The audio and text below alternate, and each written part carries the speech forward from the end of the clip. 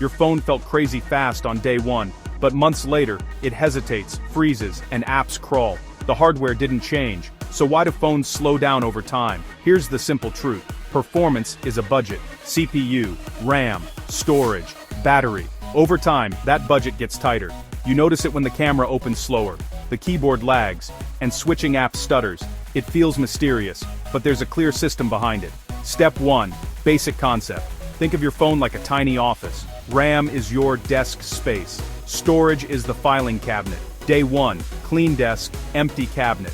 Months later, files pile up, sticky notes everywhere. When storage fills, flash memory slows, especially past 80–90%. Caches grow, photos stack, apps add bloat. Everything takes more time to find and load. Step 2. How the system works. The OS tries to be smart. It keeps recent apps in RAM so they're instant.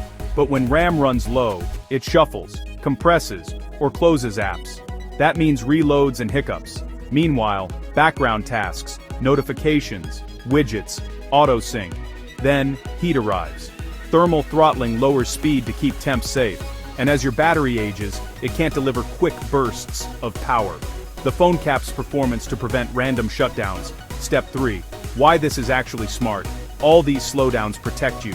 Throttling stops overheating. Power management avoids crashes. Updates add features and security.